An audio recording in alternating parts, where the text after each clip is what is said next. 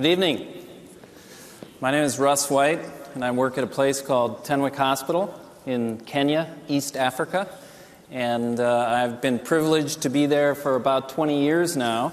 I started like that. That was in the Belgian Congo. I'm the little one up in the top, where my parents were medical missionaries. We came back to the States when I was pretty young and grew up most of my life here in the United States, but I spent those first days of mine on various people's backs and carried around while my mother and father did a lot of medical work and teaching and training, and never really knew where that might go in life, but felt like God would lead us. That took my wife and I back in 1992, back when I had hair. I told Paul Osteen, this is a choice, by the way. I don't have to do this. I choose to keep it short. But we took our 12-month-old to Kenya, not knowing for sure what God was going to lead us to do or call us to do. And God led us to return, and we've been there for a little over 20 years now. We've gotten a little bit older since that time, as you might imagine. And we've changed a little. My wife hasn't changed much at all. Paul and Jennifer will tell you she looks the same as she did before. People don't tell me that very often. But our family has changed. We have 5 kids. We've added a daughter-in-law to that whole mix, which has been just wonderful. My youngest son, who wasn't in the last picture, is getting ready to graduate from high school and return here to the U.S. sometime. But I want to ask you a few questions tonight. I want you to think about it. What are you here for? I call this Motivations in Medical Missions, and I didn't realize till I got here yesterday. I said, oh, that's M3, right? That's Motivations in Medical Missions, and I didn't even think about that, but that's the title I had put on there. It's not exactly what Paul Osteen had put on, but it was what I was thinking about. What motivates us to do what we do? What are you here for? What are you here for? You know, Newton's first law of motion, which some of you may remember, I really didn't. I remembered the illiterate's version of that. But every object in a uniform state of motion tends to stay in that state of motion unless an external force is applied to it. So we all know that, right? We know, I learned it as a body in motion stays in motion. I used to have this great idea when I was a kid that if I was ever in a plane crash, I would be okay, because when it was going down, I'd get out on the wing, and then right before it hit the ground, I'd just step off onto the ground. And I'd be all right. It would only be a few feet to step. I didn't realize quite then that a body in motion tends to stay in motion, like this truck driver didn't remember before he hit the brakes. But the converse of that is true also. A body at rest tends to stay at rest. And I am convinced that for a majority of people, at least a large proportion of people in this world, the major motivating factor in what they do is inertia. A body at rest tends to stay at rest unless some external force is applied to it. And some of us need more pushing than others, and some of us have more mass to get moving and overcome the laws of inertia. What are you here for? Why am I there? Why am I in Africa at Tenwek Hospital? What makes me stay there? There's a lot of answers to that. This is Tenwek in recent years from the air. It's grown quite a bit over the years. This is a younger, brighter, fresher version Dr. Paul Osteen. I think that may have been his first arrow extraction of many to follow at Tenwek. But Tenwek has really grown a lot since that time. We have a pretty simple mission statement. We're committed to compassionate medical care, we're committed to spiritual ministry, and we're committed to teaching and training for future service. We try to keep all those things in our focus as we move ahead in life. Our current hospital, we see about 150,000 patients a year. We're admitting about 15,000, doing about 8,000 operations per year. See a lot of HIV patients, a lot of babies born. We're training medical students, family practice doctors, general surgeons, orthopedic surgeons. We're looking at starting an OBGYN residency, an ophthalmology residency, and a cardiothoracic residency, which I'm personally very involved in. We've done some kind of pioneering things in cardiothoracic areas where I really didn't see that we could move that way, but God pushed me in different directions, and we're now doing about 2/3 of all cardiac surgery in the entire sub-Saharan region of that. Now, you in Houston would know that Houston is a pioneering city of cardiovascular work as well. In many ways, thanks to Dr. Denton Cooley, who was from Houston until last year. Dr. Paul and I had the distinct pleasure of meeting him last year after this conference and chatting with him, and came to realize that many of the tools that I was using were tools he had developed here in Houston, and some of the early tools I used were some of the things he had developed back in the 50s and 60s. The first patient, one of the first, that we ever operated on their heart is Daniel, shown here, with Agneta, who is my young compatriot, working with me now. This was in 2008 that we operated. Daniel, we used an old-fashioned tool that Dr. Cooley would have used in the 50s to operate on him. He's from rural western Kenya, way up in the north part. This picture was taken last week at Tenwek. He's doing great. He's a star soccer player after his heart surgery, and it warms my heart to see that. This is Aisha, who I operated on last week. Aisha means life. She has tetralogy of Fallot. You might notice her fingers look a little bit funny. That's called clubbing, as many of you know, and her clubbing was blue all over her. That's changed. The clubbing's still there, but her fingers are pink as opposed to blue, which her tongue and everything else was blue before we operated on her.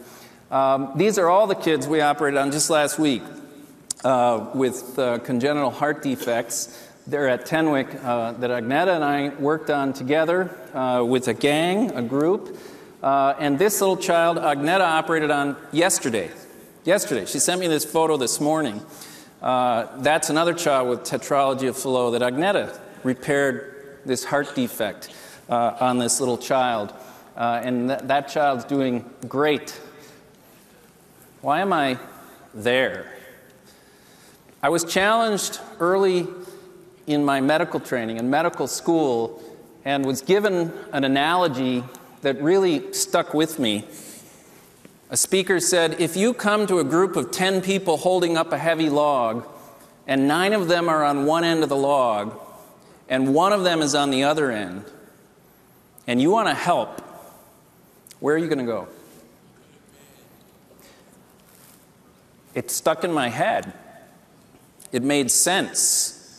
Where are you going to go? I put that together with the facts and figures that go hand in hand with public health and needs around the world. If you look at where there are critical needs, certain areas jump right out at you from the map, sub-Saharan Africa being foremost among them. Africa's a huge place. If you'll remember, you can take the United States and India and Western Europe and China and Argentina. You put all those countries in and still have a lot of room left over. It's an enormous place.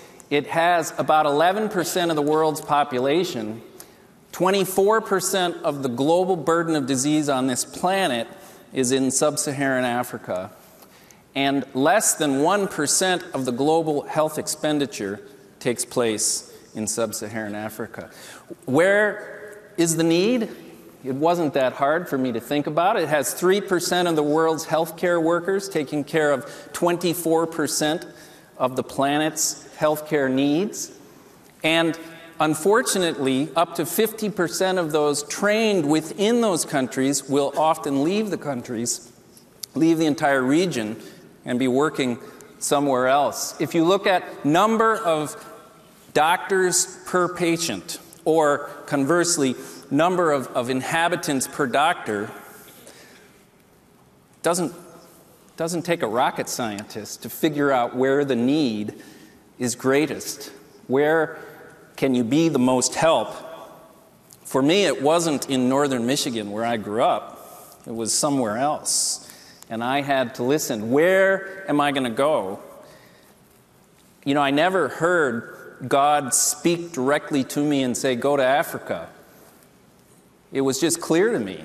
If I was going to be involved in taking His ministry of healing and spiritual regeneration and forgiveness and a new life, I need to go where the need is the greatest. I've thought often of this story in 1 Samuel of Jonathan and his armor bearer, and you can read that tonight before you go to bed.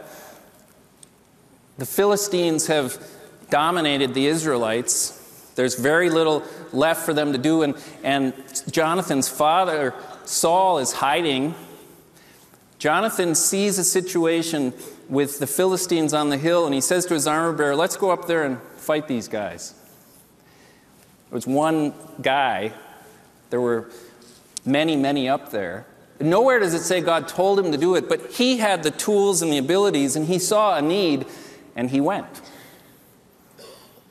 And God delivered the Philistines that day into his hand, and that turned the entire tide of that conflict because of what he did. You know, God's calling doesn't always make sense to us. This is the pediatric ward at Tenwek Hospital. We see hundreds and hundreds and thousands of kids through there all the time. And let me tell you about Chibet. Chibet was 3 years old. They brought her in. They told me there was a girl who was having trouble breathing in casualty, the emergency department. I went over and looked, and this girl looked terrible. Her mother said she was fine until that morning when she was playing with a bag of beans, red beans, and she had trouble breathing, and I said she's probably aspirated a bean. This was years ago, many years ago. We took her to the operating room, and I told her mother, we're going to try, but I don't really have the tools I need to get this thing out of there. And we took her in the operating room, and I put her on the bed, and her oxygen saturation was very low, her breathing was very rapid, her heart rate very rapid, and I took what was essentially a metal tube, old rusty tube, and put it down her throat and shined a flashlight in the end and couldn't see anything. And as I'm doing this, her heart rate drops and she arrests, and we do CPR and got her going again. And then I tried again, and the same thing happened. And then I tried again, and the same thing happened. And I said, this just isn't going to work at all. I said, look, let me wash my hands and we'll open up her chest and try. But I knew getting to that spot where that bean was stuck was going to take a long time, and there was just no way to get her through. And so I went out and was washing my hands while they cleaned her chest. And in that moment, God did speak to me. Almost audibly. I thought it was audibly because I responded audibly. I said, what do you mean, try again? I said, have you not been paying attention here? This is, we've tried this. We've tried it over and over, and it's really not working. It's not going to work, and she's going to die, and there's nothing I can do to stop that. God said, that's right, you have tried. Now you go back in there, and you do it again, and you let me work through you. I walked back in that room, and I said, we're going to do this again. They had put the scope away. They said, you know, we've already... I said, look, I've had an argument already with somebody higher up the food chain than you are, who says we're going to do it again, so let's try it again. And as I walked in, there was a tool sitting on the counter. I don't know why it was there. I would have been the only one to use it, and I hadn't used it. It was a ureteral stone basket used to get kidney stones out.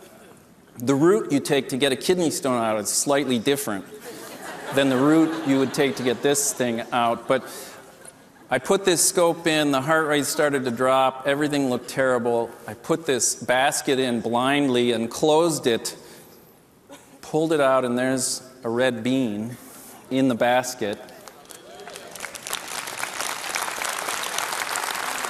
This girl's heart rate started to pick up and her oxygen picked up, and within about 10 minutes she's sitting up looking at us, wondering what we're all doing in this room. And one of our technicians put it well. He said, "I'm so grateful God allowed us to be here when he did this."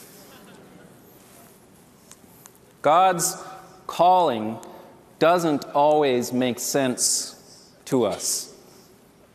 What is God calling you to? What are you here for, as I conclude? What are you here for?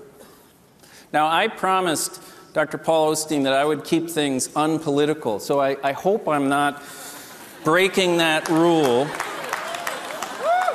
I don't know if there's any Buckeyes out there, but I'm a Wolverine. I'm from Michigan.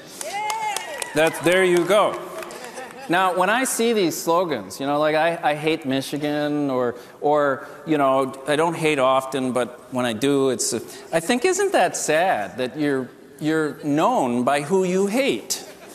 Isn't that a sad state of affairs? Or you can be a little kinder, make it a little more gentle on how you say it. Or, for those mothers in the audience, if you're going to be a good Buckeye, you got to teach them young to, you've got to really indoctrinate. Isn't that a shame to be known for what you hate? And now, then it can go to the extreme, where you just get bad taste, of course, in your hatred.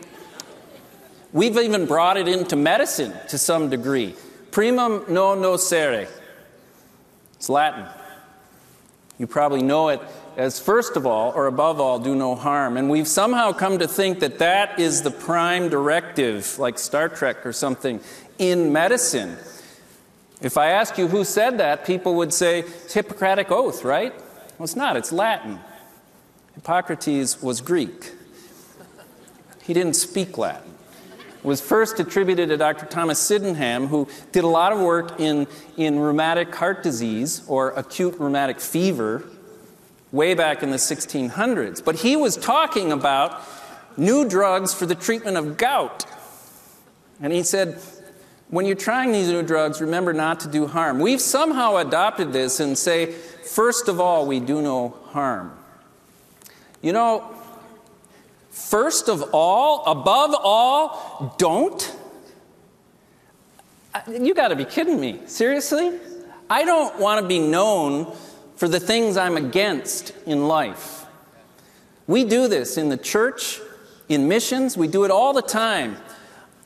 The people in my group don't do this and this and this and this and this and this. And, I have some views about a lot of those things. I do. But I don't want to be known for the things I'm against. I'd like to be known, and I think God wants us to be known for the things we are for. And what should we be for? It's not that hard if you look through Scripture. What does the Lord require of you? To do justice, to love kindness and mercy, and to walk humbly with your God. So what are you here for? What am I there for? Well, I'm there for people like Silas, who's one of our brand new residents, started last month. He'll be starting on a 5-year program in orthopedic surgery. And I'm there for Joyce, who just started. And I'm there for Samuel, who's one of our new residents, started last month. I just saw his mother-in-law with esophageal cancer. I need to operate on her as soon as I get back. And I'm there for Nerea, who just joined us. And I'm there for Kimutai, and I'm there for Sinket of the Maasai tribe. And I'm there for Patricia of the Marquette tribe, and Ian of the Luo tribe, and Justice, who's in the Luo tribe, and Ivan Wairimu, who's one of my great residents in the Kikuyu tribe. And I'm there for Victor in orthopedics, and I'm there for Fasto from South Sudan, who's in the Dinka tribe. And I'm there because Valentine needs somebody to teach her from the Kipsigis tribe, and I'm there for Marco Lowe, who's of the Luo tribe. I'm there for John Kanye, who graduated this year in December, and I'm there for Mike, who graduated in December, and Liz, his wife, who also graduated, and I'm there for Ivan Seno, and I'm there for Damaris and Philip, who are both working at mission hospitals, and Elijah, who's at Chagoria Mission Hospital, and Jack, who's in Kisumu working now. I'm there for all of these guys. I'm there for Arga, who finished 4 years ago, who's coming back after he finishes a cardiothoracic residency to join us on faculty, and Agneta, our first graduate, who's also coming back to join us on faculty in cardiac surgery. These 4 graduated, and we committed them to the Lord in December of this year. What am I there for? That's what I'm there for. I'm there for them.